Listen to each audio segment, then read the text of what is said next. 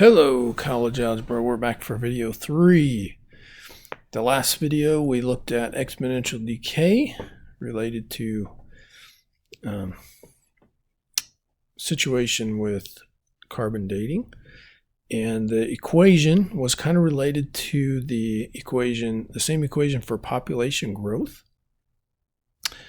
So speaking of that, they're having to do a problem with population growth again, but this time where the growth is limited. There's something limiting the growth eventually. So we have, most populations in reality, there's limiting factors. They don't just grow an unlimited amount. There are situations like that, but there's a lot of situations where it's not unlimited growth.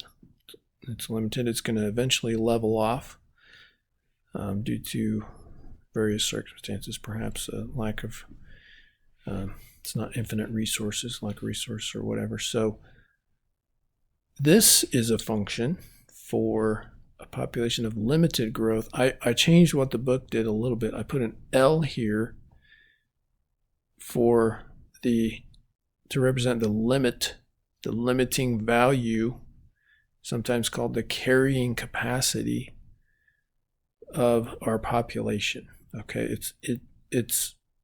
that's the maximum amount, right? Again, the P of T is kind of function notation for the population at a given time. Now we have a lot different setup in our function. We're taking that limiting value divided by something we kind of saw from the compound interest formula, 1 plus, and there's a B here I'm using. I could just use an A. I really could use any letter I want, but the book uses A for the limiting number, so I didn't want to confuse that. Okay, so I went ahead and went with B times E. B is not the base here. E is the base. E is the base number. E to the negative kt, like we've been seeing before. Same thing as in exponential decay. E to the negative kt. K is like the growth rate, so it's kind of like the R in our compound interest formula. So some percent growth or whatever is going to be a decimal number. T is the time. This time B is some ratio that we're going to be given, right? How to find the B that goes into calculus, and it gets a little complicated. So you're just going to be given the B, okay? So don't worry about that. Let me show you the example to see how this works. This is like number 17. Okay.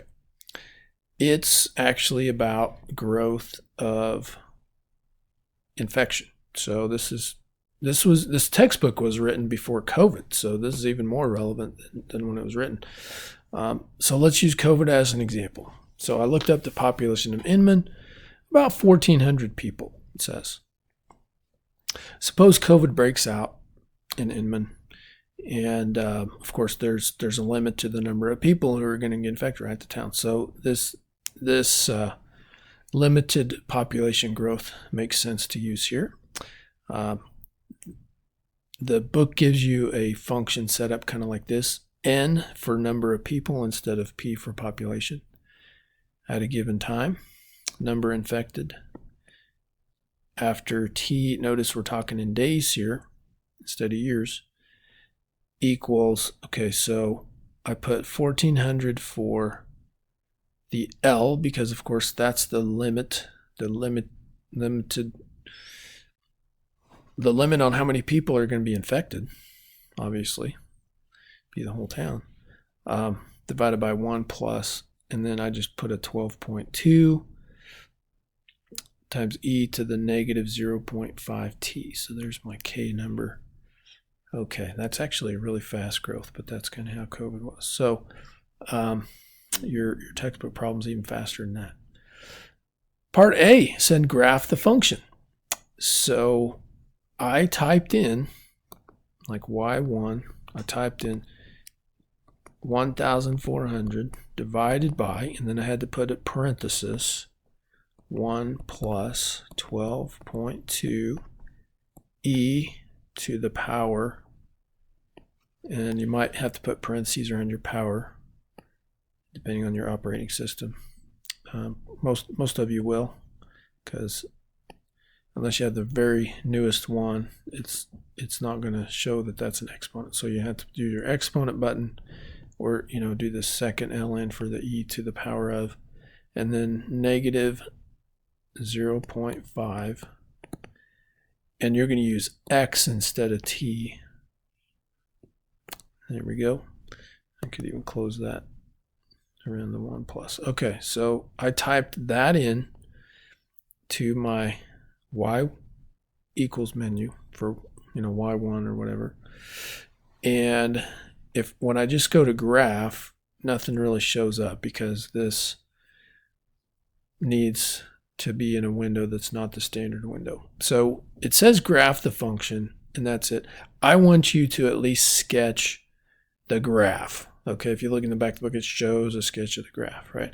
So to do that, you have to adjust your window to actually see the graph. So that's what I did. I went into my window, as you can see over here, and I put an x-min, a minimum x of 0, because x is the time, and it doesn't make sense to go into a negative time.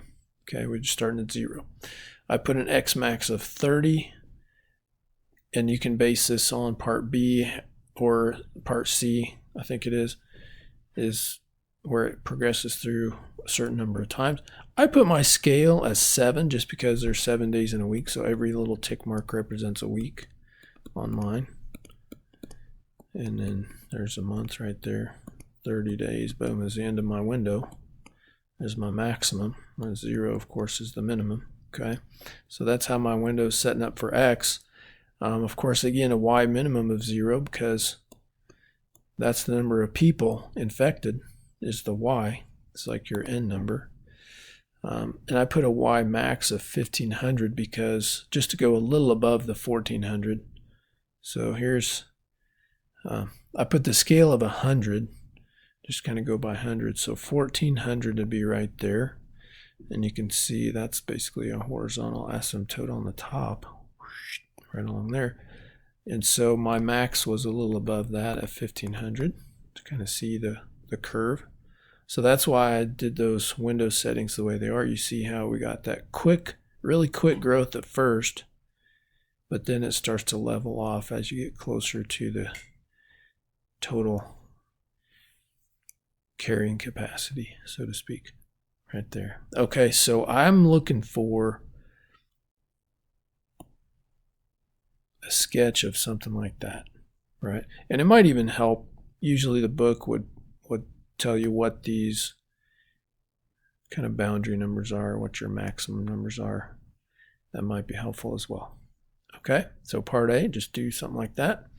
Part B, how many people are initially infected at time 0? Well, you could just take the formula up there and put a 0 in for the time, but you can also, and I took a screenshot to show you what I did, I just did the normal trace, not second trace, just normal trace, just push the trace button, and I just typed in 0 and hit enter.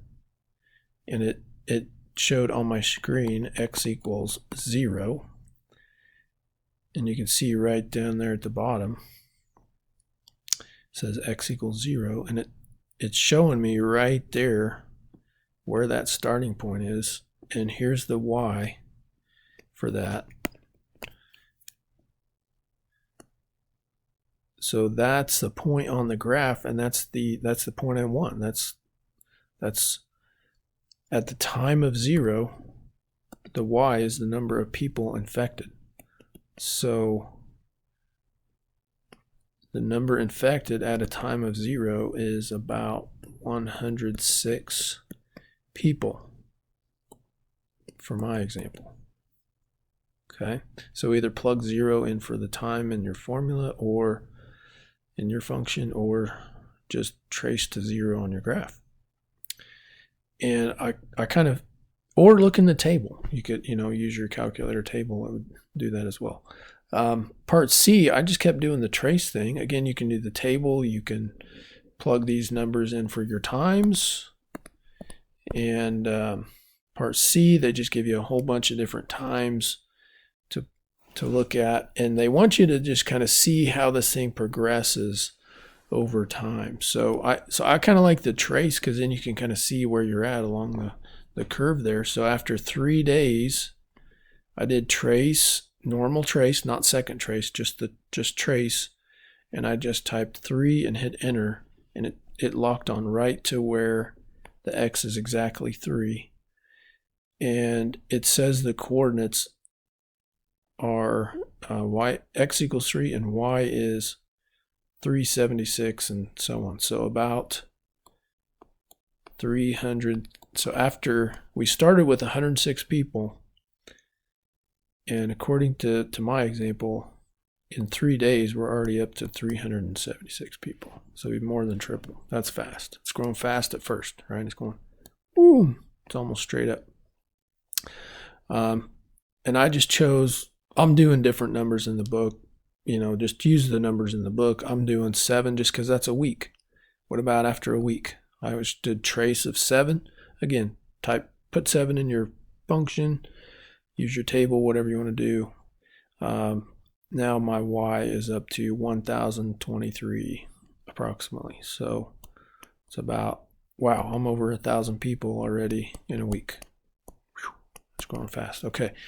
And like I said, the one in the book, they give you an even faster growth rate. Okay, so we're already up here.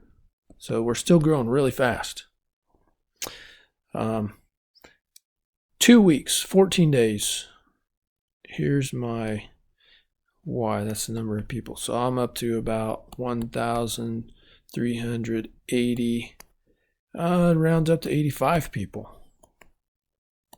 If you round it, I'm just going to do standard rounding right there. So out of the population of 1,400, we're way up here. We're almost at the whole town. But notice my growth is leveling off.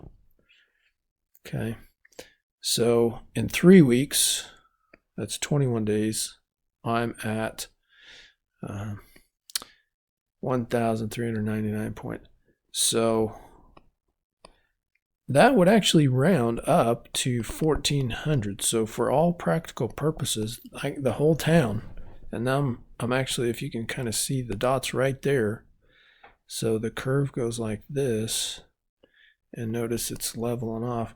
So we're pretty much right at the boundary of our limit right there. So we just pretty much got the whole town infected after 3 weeks. Now, part D, I think, asks you if it'll ever reach the limit, so to speak. And theoretically, the model would say no, because it's like this limit that it approaches but never reaches. It's basically an asymptote, right? Theoretically. But you can kind of see how, for me, practically speaking, 1,399.5 people would round to 1,400 people. So in reality, yeah, I could have the whole town infected. So how you answer part D, I'm going to kind of leave up to you. We talked in 6 hour about how, yeah, it could, infect the whole town after so many days. The guys figured out how many days it took to actually infect basically the whole town. So you could look at it that way. But the book takes a more theoretical approach. Say, well, it's a limit that it continually approaches but never quite reaches. So either way makes sense in that explanation. I'm going to leave that up to you, and I'm going to stop the video here. So that's pretty much what you need to get through that example, and I'll make a different video for the next one. Okay, we'll see you later. Let me know if you have questions. Bye-bye.